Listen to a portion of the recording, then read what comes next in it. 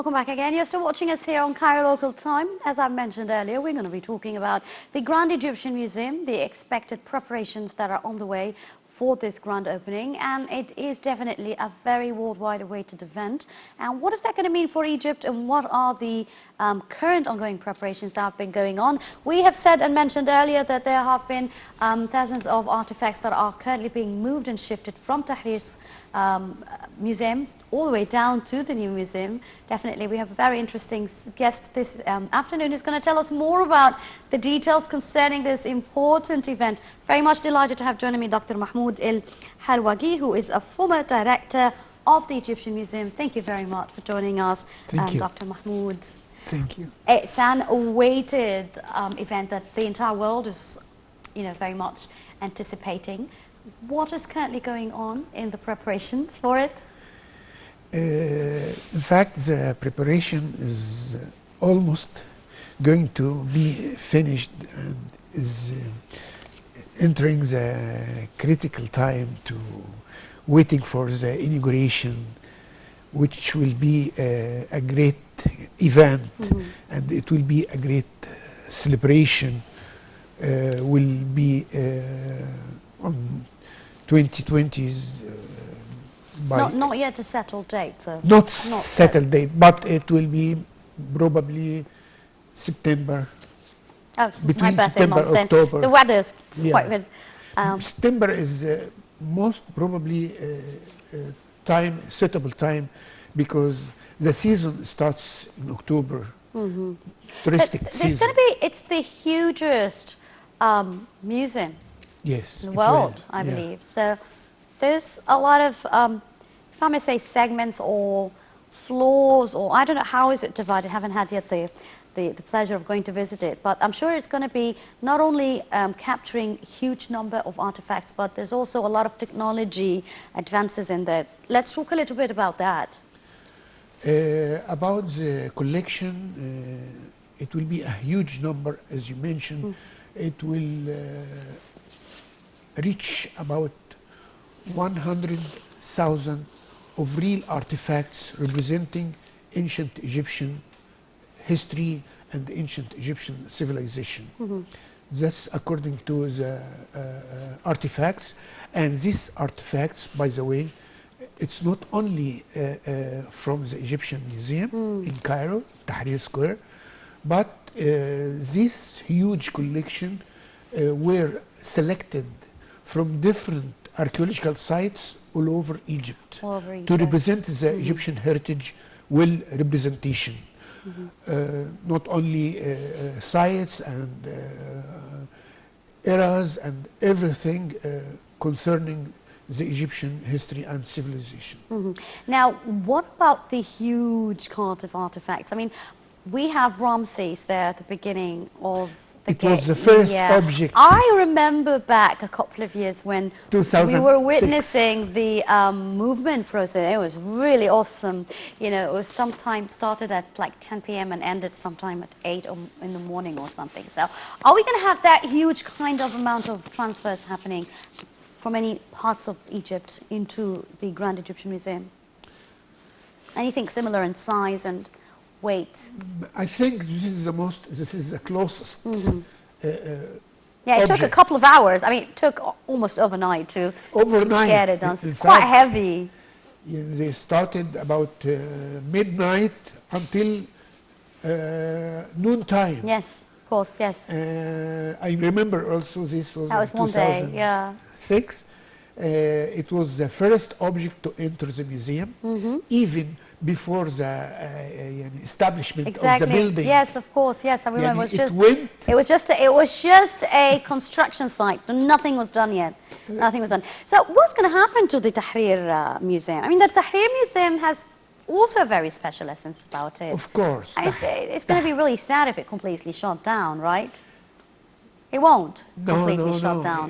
Tahrir Square will stay, inshallah, forever, because the building itself, not the collection, is considered as an archaeological and historical building. And it was renovated, Since, of course, after the revolution as well. It looks beautifully painted I'm sorry? on the outside. It's been renovated on the outside. It's not only after revolution, but it was renovated also in 2002 when we celebrated the centenary of the Egyptian Museum in Cairo. Because as I told you, the building, it's now over 117 years old, and it's since it reached 100, the centenary, it became a historical building. And the collection of the Egyptian Museum is also, which is about 160,000 of real artifacts representing one civilization. This is considered the most greatest museum all over the world to house only one civilization. As you know, different international museums, they house different civilizations, and they have big collection, but not only one There's nothing, civilization. yes, and it's not very special and Which unique. makes the Like Egyptian Egypt, Museum in very Cairo different. very distinct. And it will stay and it will remain even after the opening and the inauguration of the Grand Egyptian Museum in Giza. And it will keep, and the masterpieces of the ancient Egyptian art will stay in Tahrir Square. So there were scientific committees to select the pieces which will be transferred to Giza, and the pieces will stay in Cairo. Yes, it's a planned process. They have done it in a way that would keep Tahrir Museum alive and still add more significance to the Grand Museum. Now, the Grand Museum is also going to be, Dr. Mahmoud, portraying latest technology and virtual reality. Everybody's so excited about what this is going to look like. Am I going to be like in some kind of 3D movie with the pharaohs or something, you know, fighting some kind of battle, or inside the pyramid? So, you know, imaginations are a bit fast when it comes to that. What can you tell us about new technology used in the Grand Museum? The Grand Museum, the new technology will take part in the display art, and it will help the visitors to know more, to get more information about not only the artifacts but also about the civilization. So it's probably in different languages then, I believe. Different language, and this, as you mentioned, 3D movies will display in different galleries, not inside the galleries of the museum, but in different parts, because there will be, besides showcases and galleries, there are some other facilities for the visitors. Such as? Like cinema, like theater. All right, so that's why it's also not just 100% tourism venue, but actually also an exchange of cultural forms. Cultural centers. Yes, all right. Yeah. So would it be again related to the theme of the museum, or is just a commercial thing within the perimeters of the museum? No, it will concentrate mainly on the history and civilization and artifacts displayed in the museum. This is yes. I think that the location of the Grand Museum is very much also of significance. The fact that it's over showcasing the pyramids. So are there going to be, there's been so much talks about some kind of teleflix going on there, or some kind of commercial centers that will be also of providing services to the tourists. Again, that's very different than what we see anywhere else around the world, and also a new kind of experience for Egypt. How is that being planned out? As you mentioned, these facilities will help the visitors, and this is the first time to be even the museum will be as it is close to the pyramids area and the panorama. So the visitor will be able to move from the museum to the pyramids through a tunnel and some other means. Most of these devices is the first time to be applied in a museum all over the world. This gives the museum a great interest for the visitors who will come to visit the Grand Egyptian Museum after the inauguration next year, inshallah. If we're going to talk about promoting the Grand Egyptian Museum worldwide in terms of tourism agencies, or in order for including it into the lists of the sites that should be visited along, because usually tourists would very much be interested in Luxor and Aswan, for instance, and then when it comes to Cairo, there's certain venues or locations they would almost always include. Now the Grand Egyptian Museum will be coming on top of the list, even over possibly Luxor and Aswan. Again, what makes it that much special that it will go on top of the priority list of everything else? Yes, because the museum, you know that the great collection of the young King Tutankhamun and its treasures moved to the Grand Egyptian Museum to be an attractive collection to the visitors, because most of the whole world is very interested about the treasures of Tutankhamun and the history of discovery of the tomb, which discovered in 1922 by British archaeologist Howard Carter. Since the discovery of this tomb, the whole world is very, very interested about this collection. That's why the Ministry of Antiquities decided to move the whole collection of Tutankhamun to the Grand Egyptian Museum to help in promoting and to attract more visitors and for the promotion of the inauguration of the museum. It's very strange, but as you were talking, and I was just like, I don't know, the movie, what is it called? The museum that comes at night, to life at night. There's this very popular movie where it was the Egyptian pharaoh's kind of spell that made the museum come to life at night. Anyway, so what I'm trying to say here is that every museum has certain activities or certain routines, opening hours, closing hours, certain ways of entering. So when we come about the how to, in a form of a protocol, how will this museum be working? Is it known yet? Is it going to follow certain regulations? Is it going to be an international regulations for other museums? What's special about it? Is it going to be 24 hours open kind of museum? What's special about this museum? No, it will work like normally like international museums, and it will from morning like 8 o'clock in the morning until maybe early evening like 7 or 8 in the evening. At the same time, it will be some kind of to join between the Egyptian Museum in Cairo and the Grand Egyptian Museum in Giza. It is just a suggestion to make one ticket for both museums. All right, when I'm talking about activities as well, are there going to be some kind of shows or programs or some kind of folklore thing, or probably some kind of pharaonic thing that will be going on according of a weekly schedule for, let's say? It will be for these tourists. Many activities will be planned for the museum to let the visitor enjoy the visit and to go back and with a special message to their countries, of course, countries, and to help in promoting and attracting more visitors to help the tourism to Egypt. Since the Grand Museum,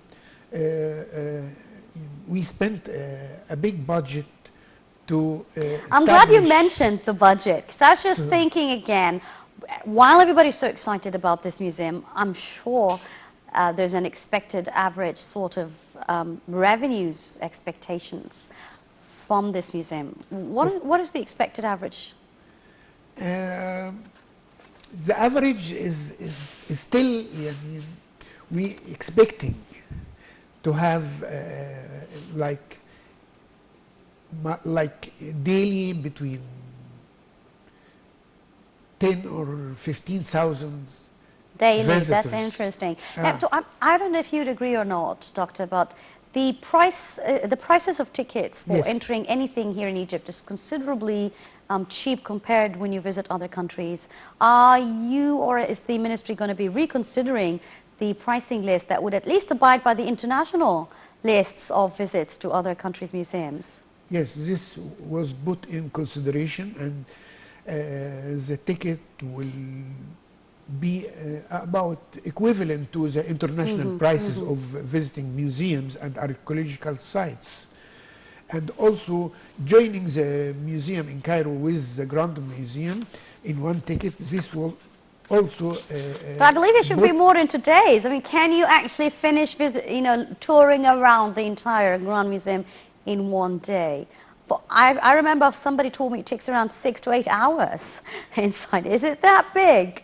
Yes, it is. So you need days, actually. It is very big. You should make an offer for days then. It wouldn't take you more than one visit is not enough. Yeah, exactly, Yeah, exactly. yeah. It needs more than visit, and you cannot only spend one day in the Grand Egyptian Museum, and because the huge number of artifacts, the galleries, the facilities which will serve the In visitors. international schools, they do have this sort of culture of sending students abroad for a week, whether to scout or to discover other countries' important areas.